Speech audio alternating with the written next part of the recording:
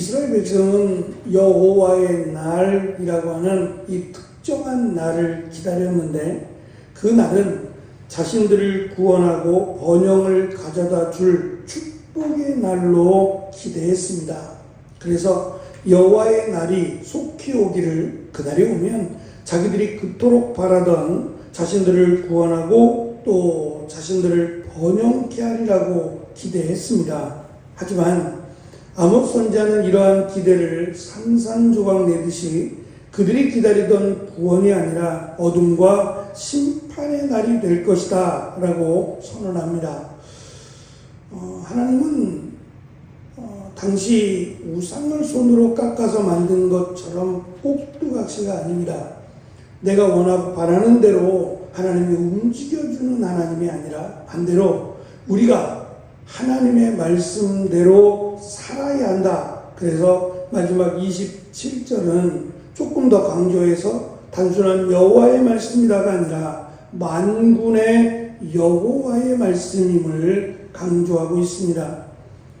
오늘 말씀의 시작은 화 있을진저라고 하는 단어가 빠져 있지만 화 있을진저라고 하는 단어로 시작이 됩니다. 우리식으로 하면 감탄사인데요.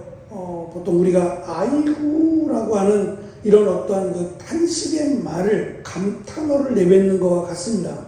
화 있을진저, 우리식으로 하면 화 있을진저가 되는데, 이 죽은 자를 위한 노래 또는 애곡하는 표현이 바로 이 화 있을진저라고 하는 표현입니다.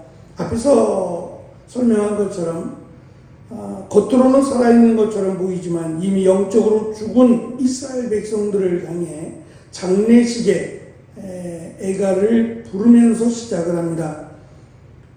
이들이 여호와의 날을 기대하고 있지만 이 여호와의 날이 허무하다, 허황되다라고 하는 것을 설명하면서 사자를 피해 도망가다가 곰을 만나고 또 곰을 피해서 집으로 들어갔는데 집의 벽에 손을 대다가, 방에 손을 대다가 뱀을 만나 죽는다는 겁니다. 그러니까 재앙을 피한다고 피할 수 없는 것이, 피할 수 있는 것이 아니라 오히려 죽게 될 것이다 라고 하는 것을 선언합니다. 여호와의 날은 빛이 아닌 어둠과 캄캄함으로 가득 찬 날이 될 것이고, 이는 곧 절망과 죽음의 날을 의미합니다. 선지자는 이스라엘의 종교적 형태가 왜 이처럼 하나님의 진노를 샀는지에 대해서 구체적으로 밝힙니다.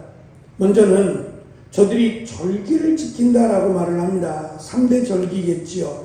6월절, 77절 또는 초막절이라고 하는 그들의 3대 절기를 꼼꼼하게 챙기고, 또 하나님께서 말씀하지 않은 것들까지 지극정성으로 형식을 담아서 그들이 하나님께 예배를 드린다고 하지만, 오히려 하나님은 너희의 예배를, 너희의 성회를 미워하고 멸시한다라고 단호하게 말씀합니다. 겉으로 보기에는 정성스럽고 화려한 예배이지만 하나님이 보시기에는 아무런 의미가 없다는 겁니다.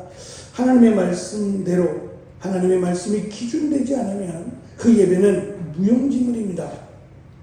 특별히 우리가 이 다윗이 자기가 왕이 되어서 하나님의 법궤를 가져올 때에 그 법궤가 블레셋 사람들이 자신들의 신을 이렇게 이동하면서 행해지는 그런 어떤 예배의 형태나 그 모습들이 이스라엘보다 굉장히 웅장했어요. 그 크기도 크고 법궤를 어깨에 메고 오는 것이 아니라 수레라고 하는 표현을 하고 있지만 마차와 같은 거거든요. 호화로운 마차에 그 하나님의 그 임재를 상징하는 언약궤를 그 위에 싣고 가는 것이 훨씬 멋져 보였어요. 근데 하나님은 오히려 진노하셨어요. 하나님이 어리석어서 무언가 부족해서 어깨에 매라고 한 것이 아닙니다. 그런데도 우리의 생각, 우리의 방법은 이게 더 좋아 보여서, 이것이 더 하나님께 영광이 될 것처럼 생각해서 그렇게 하는 것이 오히려 하나님의 영광을 가리울 뿐만 아니라 하나님의 말씀을 무시하는 것임을 가르쳐 주셨습니다. 마찬가지로 우리가 생각하는 호화로움, 정성스러움 이것이 중요한 것이 아니라 하나님이 원하는 대로 그 말씀을 지키는 것이 훨씬 더 소중하다라는 것을 강조하고 있습니다. 특별히 이어지는 말씀 가운데 그들이 노래하고 찬양하고 악기 소리를 다양한 악기를 통해서 찬양을 드린다고 하지만 하나님 귀에는 괴로운 소음에 불과하다라고 말씀하고 그들의 예배 드려지는 제물과 찬양을 막고 싶을 정도로 귀를 막고 쳐다보기도 역겨울 정도라고 하나님은 강조하십니다. 이처럼 하나님께서 그들의 예배, 그들의 어떤 그 형태를 역겹다라고 하신 이유는 그들의 정의와 공의가 사라졌기 때문이라고 말씀합니다. 특별히 24절은 아모스서의 중심 구절이기도 합니다. 오직 정의를 강물처럼 흐르게 하고 공의가 마르지 않는 강처럼 흐르게 하라 라고 하는 이 말씀이 결여된 이것이 사라져버린 그들의 예배는 받지 않겠다는 겁니다. 우리는 이 말씀에 사실은 집중해야 되는데 강물이라고 번역된 단어는 여러 가지 강물들이 있는데 그 가운데서 흐르지 않는 마르지 않는 물을 의미합니다. 마찬가지로 잠시 흉내를 낼 수 있고 잠시 그렇게 보일 수는 있지만 계속해서 꾸준하게 일상 속에서 보여진다라고 하는 것은 우리의 단호함이 있어야 돼요. 흉내를 내는 게 아니라 그렇게 살아야 된다라고 하는 말씀이기도 합니다. 그래서 우리가 하나님의 은혜를 구하고 또 하나님의 말씀 가운데 힘써 살아간다라고 말은 하지만 그 중심에는 나의 생각이나 나의 경험이 아니라 하나님의 말씀이 기준이 되지 않으면 오히려 하나님이 그 예배를 하나님의 나의 삶을 받지 않으실 수 있다라고 하는 우리가 심각한 경고로 받아야만 합니다. 어제 시찰회가 저희 교회에서 있었습니다. 저희 시찰은 다른 시찰들에 비해서 숫자가 적습니다. 10교회밖에 안 되니까 굉장히 작은, 가장 작은 시찰회인데 그 시찰회에서 지난 회기에 노회장이 당선이 됐고 이번에도 이제 저희 교회 그 임시 노회장으로 파송되었던 목사님이 현재 지금 노회장으로 섬기고 있습니다. 17년째 개척해서 교회를 섬기고 있는데 나이는 저보다 몇 살 어립니다. 근데 이 목사님이 어제 그런 얘기를 같이 이제 식사를 하고 차를 마시면서 담소를 하다가 그런 이야기를 하세요. 자기가 17년 목회를 했고 이제 17년 남았대요. 70까지를 생각하면 17년 목회를 했고 17년이 남았다니까 총 34년을 한 교회 담임으로 섬기는 거예요. 꽤 긴 시간이죠.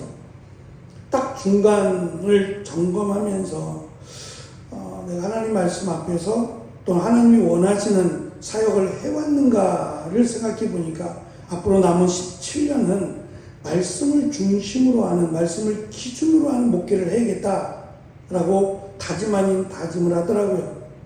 근데 저는 한편에서 그런 생각이 들었어요. 하나님의 말씀이 기준이 되는 목회를 하려면 내려놔야 돼요. 이게 쉽지 않은 것이 하나님의 말씀이 우리가 읽어서 그냥 단순히 해결될 게 아니에요. 적어도 예수님 당시에는 2000년이 넘는 시간이 흘러야 되고 우리가 살펴보는 아모스서는 그보다 훨씬 더 긴 시간을 역행해 가야 돼요.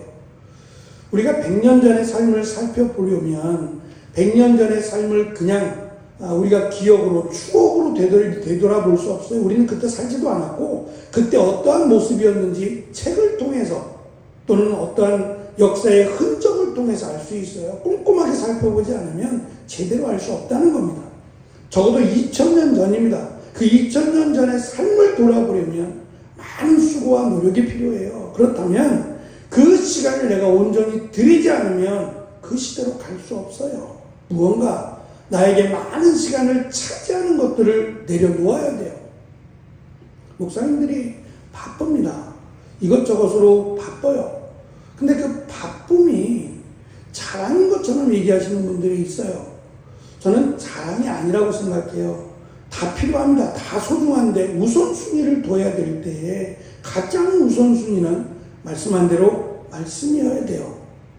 근데 그 말씀이 뚝딱하고 만들어지는 게 아니잖아요. 이미 만들어진 말씀이 우리에게 오려면 이게 간단하지 않아요. 그래서 많은 목사님들이 이 부분을 후회하고 내가 말씀을 제대로 전했어야 되는데 라고 하는 말도 안 되는 후회들을 하고 계시는 경우를 참 많이 봤어요. 늘 화제가 되는 것이 교회가 연초가 되면 또 연말이 되면 새로운 교회 표를 두고 많은 분들이 기도하고 또 준비하면서 가장 많이 선택하는 것이 말씀으로 돌아가자는 거예요. 그럼 말씀으로 돌아가지 않았다는 얘기입니까? 말씀으로 돌아가자. 많은 분들이 그렇게 얘기해요. 한두 번도 아니고 왜 그렇게 말씀으로 돌아가려고 몸부림을 칠까? 결국은 돌아가지 못했다는 얘기예요. 어떻게 해야 말씀으로 돌아갈까? 지금 아모스서가 우리에게 가르쳐주는 또 아모스 선지자를 통해서 우리에게 가르쳐주는 것처럼 다양한 예배, 다양한 프로그램, 다양한 이런 모습들을 하나님이 원하시는 게 아니라 하나님의 말씀이 내 삶이 되어서 평상시에 그냥 일상이 하나님의 말씀에 합당한 삶이 되어야만 말씀으로 돌아간 삶이다라는 것을 강조하고 있다는 겁니다. 결국 그렇게 하지 못함으로 오늘 우리가 읽은 5장의 말씀의 결론은 너희들이 이방인의 땅으로 다메스커스라고 하는 다메섹으로 이방인의 땅으로 유배되어 갈 것이다 라고 하는 마침표를 찍습니다. 이스라엘은 자신들의 땅에서 쫓겨나 부정한 땅으로 여겼던 이방인의 땅으로 유배될 것입니다. 이는 하나님과의 만남이 불가능한 곳으로 더 이상 하나님을 만나지 못하는 곳으로 보내어진다는 것을 의미하고 살아있지만 죽은 자와 다름없는 삶을 살게 될 것을 지금 강조하고 있습니다. 이처럼 예배가 삶의 중심에 있지 않고 공동체 의식도 없이 형식만 남은 신앙은 결국 심판을 초래할 수밖에 없다는 무서운 예언으로 아모스의 고발과 심판의 말씀은 마무리가 됩니다. 반복되는 경고, 반복되는 예언의 말씀에도 불구하고 멈추지 않았습니다. 그리고 결국 이스라엘은 유배되고 멸망의 길을 갔습니다. 되돌이켜보면 멈췄더라면 하고 하는 아쉬움을 남긴다면 힘들지 않아요. 지금 이 말씀은 그렇게 어려운 말씀이 아니에요. 하나님의 정의가, 하나님의 공의가 흐르게 하라. 멈추지 않고 계속해서 이 나라 가운데 흐르게 하라 라고 하는 말씀. 그리고 어떤 형식이 중요한 게 아니라 정말 하나님의 말씀을 기준으로 하는 삶을 살라고 하는 것이 우리에게 주신 또는 이들에게 주신 말씀이다라고 생각합니다. 우리의 삶이 내 방식이 아닌 하나님의 방식으로 하나님이 원하시는 대로 그 말씀이 기준이 되는 삶을 살아가기에 힘쓰므로 하나님의 은혜가 가득한 또 한 주간의 삶을 잘 마무리하는 귀한 은혜가 있으시기를 축원합니다. 기도하겠습니다.